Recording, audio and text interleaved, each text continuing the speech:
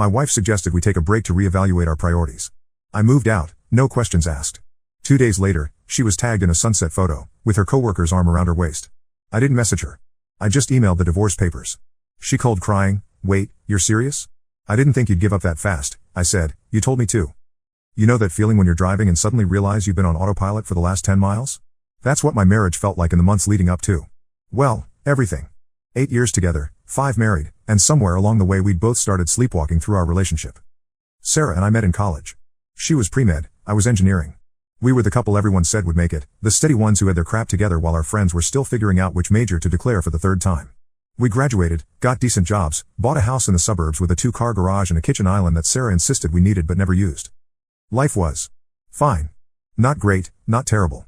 Just fine. Sarah worked as a nurse practitioner at a family clinic. I did software development for a mid-sized tech company. We had our routines, coffee together in the morning, brief catch-ups over dinner, Netflix and separate phones until bed. Weekends were for errands, visiting her parents, or occasionally meeting up with a few friends who hadn't moved away or gotten too busy with their own lives. The problem started small, the way they always do. Sarah began staying late at work more often. She'd come home tired and distracted, claiming the clinic was understaffed and she was picking up extra shifts. Fair enough, healthcare is demanding, and we could use the extra money for the kitchen renovation she'd been hinting about. Then came the new coworker stories. "Marcus is so funny," she'd say, laughing at her phone during dinner.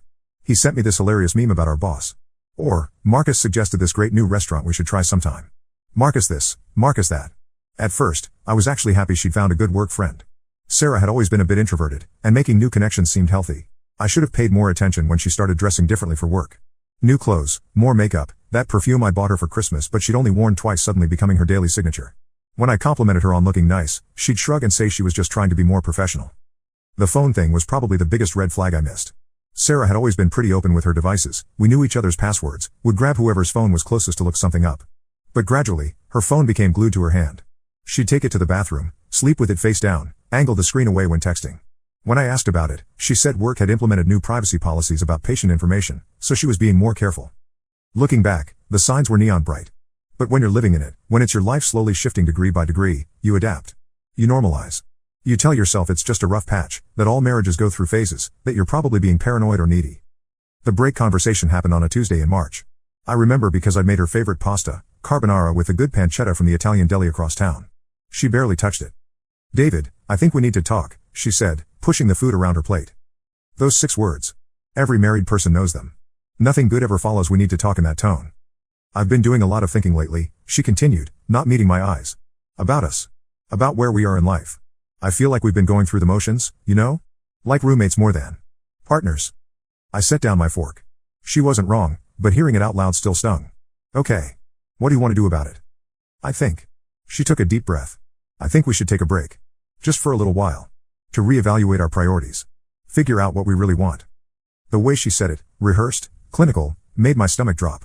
This wasn't a spur-of-the-moment conversation. She'd been planning this. "How long is a little while?" I asked. "I don't know. A few weeks? A month? However long it takes to get some clarity." "And where exactly am I supposed to go during this break?" She had an answer ready for that too. "My cousin Lisa's apartment is empty while she's doing the teaching program in Japan. You could stay there. It's furnished, and the rent's already paid through summer. Too convenient. Too planned." But you know what? I was tired. Tired of feeling like I was married to a stranger, tired of the awkward silences and separate lives. Maybe she was right. Maybe we did need space to figure things out. "Okay," I said. She blinked, clearly expecting more of a fight. "Okay? If that's what you think we need, then okay. I'll pack some things tonight." The relief on her face should have told me everything, but I was still trying to be the understanding husband. Still trying to make it work. I packed 2 suitcases and moved into Lisa's 1-bedroom apartment that same night.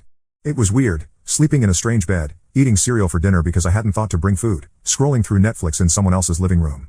But also kind of liberating. For the first time in months, I wasn't walking on eggshells, wondering what mood Sarah would be in or whether I'd say the wrong thing. The first day was strange but manageable. I went to work, came home to the empty apartment, ordered takeout, and watched a documentary Sarah would have hated. It felt like playing hooky from my own life. Day 2 was when everything changed.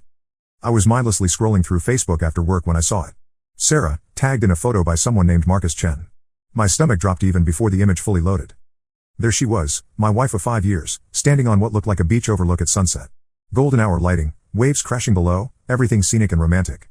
And there was Marcus, tall, Asian guy with perfect hair and one of those effortlessly handsome faces that probably never had a bad photo. His arm was wrapped around Sarah's waist, pulling her close.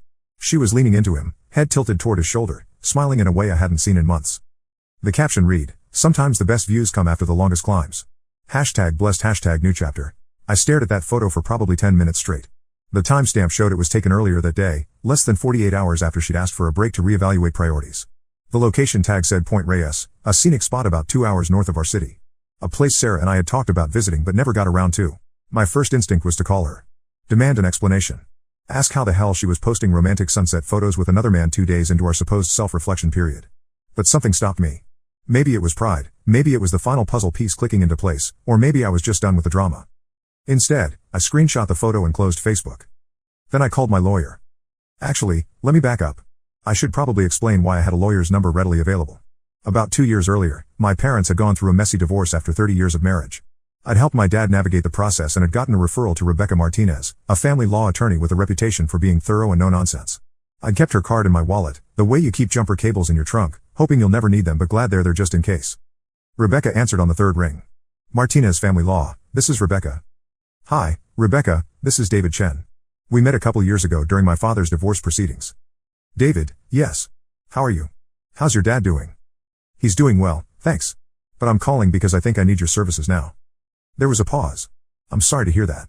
What's the situation? I gave her the condensed version, the break, the photo, the timeline. She listened without interrupting, which I appreciated. When I finished, she was quiet for a moment. David, I have to ask, do you want to try to work this out, or are you done? It was a fair question, and honestly, I've been asking myself the same thing since seeing that photo. But sitting there in Lisa's borrowed apartment, looking at the screenshot of my wife cozied up with another man, I realized something. I was done. Not just with the situation, but with the whole dynamic. The walking on eggshells, the second guessing, the feeling like I was always auditioning for my own marriage. I'm done, I said. All right. I can start drawing up papers tomorrow. Given the timeline and what you've described, we should be able to move pretty quickly. California is a no-fault state, so the adultery won't affect the legal proceedings, but the short duration of the separation might work in our favor for some of the asset division arguments. How quickly is quickly? If she doesn't contest it and we can reach agreement on assets, we could have this wrapped up in 6 months. Possibly sooner. Do it. We spent another 20 minutes going over logistics, joint accounts, the house, her car loan I'd co-signed, all the mundane financial entanglements that make modern divorce complicated even when the emotional part is straightforward. Rebecca said she'd have papers ready by Friday and would email them to me for review before filing. True to her word, the divorce papers arrived in my inbox Friday morning. I read through them twice, signed digitally, and sent them back. Rebecca filed them that afternoon and sent Sarah a copy via certified mail and email, as required by law. Then I waited. Sarah called me at 7:43 p.m. that same day. I was in Lisa's kitchen, attempting to cook something more ambitious than scrambled eggs, when my phone rang. I almost didn't answer. I'd been screening her calls and texts all week, not ready to have whatever conversation she thought we needed to have. But something made me pick up. David? Her voice was shaky, tearful. What the hell is this email I just got? Which email would that be? The divorce papers. From some lawyer. What is this? Is this some kind of joke? I turned off the stove and leaned against the counter. It's not a joke, Sarah. But we're just taking a break. We're supposed to be figuring things out. You're right. I figured things out. There was a long pause. I could hear her crying, which should have made me feel something, guilt, regret, the urge to comfort her. Instead, I felt oddly calm. David, please. Can we just talk about this? In person? This is crazy, you can't just give up on 8 years together. Actually, I can. And I did. But why? What happened? I thought you agreed that some space might be good for us. This was the moment I'd been dreading and anticipating in equal measure. The confrontation. The chance to lay out everything I'd been thinking, feeling, and discovering. Part of me wanted to unload, to tell her about the photo, about Marcus, about how transparent her whole break charade had been.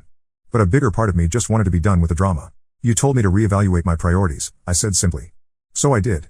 And I realized that being married to someone who asks for a break to pursue other relationships isn't a priority for me anymore. Sharp intake of breath. Other relationships? What are you talking about? I'm not, Sarah. Just her name, said in a tone that made it clear I wasn't buying whatever she was about to sell. Another long pause. When she spoke again, her voice was smaller. How did you? Does it matter? David, it's not what you think. Marcus and I, we're just friends. That photo. Stop. I surprised myself with how firm I sounded. Just stop.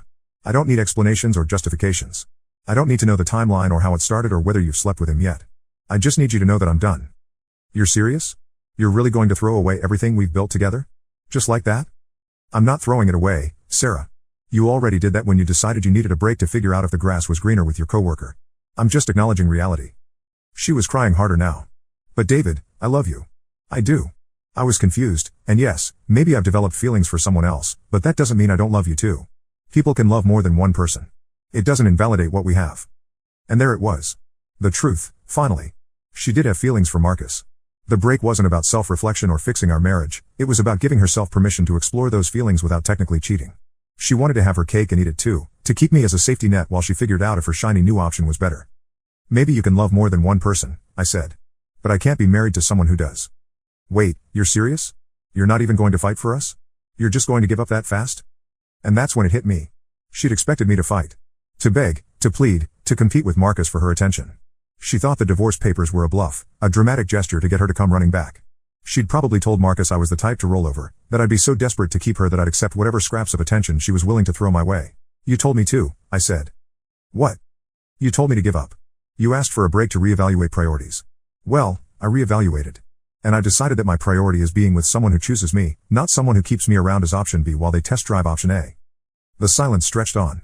I could hear her breathing, probably trying to figure out what to say to fix this. How to walk back the divorce papers and reset the conversation to where she thought it should be. David, please. Can we just meet somewhere and talk about this? I feel like there's been a huge misunderstanding. There's no misunderstanding, Sarah. You wanted space to figure out what you wanted. I'm giving you all the space you need. Permanently. But I don't want permanent space. I want to work on our marriage. Then you shouldn't have asked for a break to go hiking with your boyfriend. Another sharp intake of breath. He's not my boyfriend. Yet. I hung up. She called back immediately. I let it go to voicemail. She called 3 more times that night, leaving increasingly frantic messages. The first was angry. How dare I jump to conclusions? How dare I not give her a chance to explain? The second was bargaining. Maybe we could do couples therapy. Maybe the break was a mistake. Maybe we could start over. The third was just crying. I deleted them all without listening to the end. The next few weeks were weird. I threw myself into work, picked up some freelance projects, started going to the gym regularly for the first time in years. Lisa's apartment became less borrowed space and more home. I bought groceries, rearranged furniture, even got a plant. Small things, but they felt significant. Sarah tried various approaches to get me to respond. Text messages ranging from apologetic to angry to confused. Emails. She even showed up at my office once, but I'd anticipated that and asked building security not to let her up. She sent flowers to my workplace with a note saying we need to talk. I gave the flowers to my assistant and threw away the note. Friends started reaching out, having heard through the grapevine that we were separated. Most were supportive, a few tried to play mediator. Maybe you should hear her out, said Mike, a mutual friend from college. 8 years is a long time to throw away over a misunderstanding. But that was the thing, it wasn't a misunderstanding. Sarah hadn't accidentally developed feelings for Marcus. She hadn't accidentally asked for a break.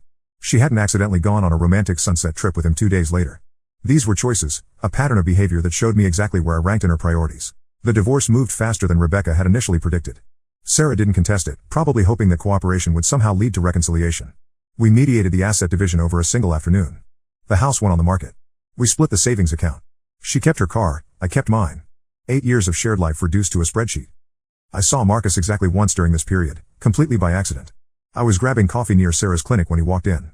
Tall, handsome, exactly as he looked in the photo. He saw me too, and for a moment we just stared at each other across the crowded cafe.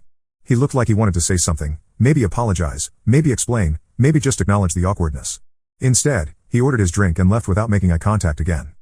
The final divorce decree came through on a Tuesday in August, almost exactly 5 months after Sarah had asked for our break. I was officially single for the first time in nearly a decade. That night, I took myself out for dinner at the expensive steakhouse Sarah and I had always said we'd try for a special occasion. I ordered the most ridiculous cut of beef on the menu, drank a bottle of wine that cost more than my monthly grocery budget, and toasted to new beginnings. As for Sarah and Marcus, I heard through mutual friends that they made it official about 3 months after our divorce was finalized. They moved in together, posted couple photos on social media, did all the things new couples do when they're excited about their relationship. Good for them, honestly. I hope they're happy. Because here's the thing I realized during those months of separation and divorce proceedings, I am too. Not in a bitter I'm better off without her way, but genuinely happy. I'd forgotten what it felt like to not be constantly managing someone else's emotions, to not be walking on eggshells, to not be auditioning for affection in my own relationship. I'd forgotten what it felt like to make decisions based solely on what I wanted, not what would avoid an argument or what would make someone else happy. I kept Lisa's apartment when she came back from Japan, signing my own lease and making it officially home. I dated a little, nothing serious, just remembering what it felt like to have conversations with people who were genuinely interested in what I had to say.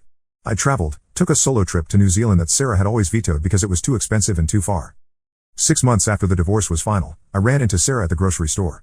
It was bound to happen eventually in a city this size, but I still felt a little jolt of surprise when I saw her in the produce section, examining avocados the way she always did, squeezing them gently to test ripeness. She looked good. Happy, actually.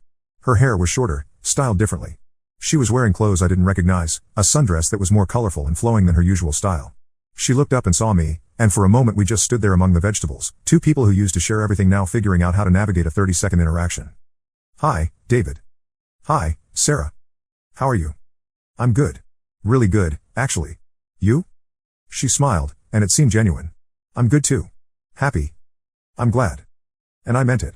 Standing there, looking at this person who had been the center of my world for 8 years, I felt peaceful.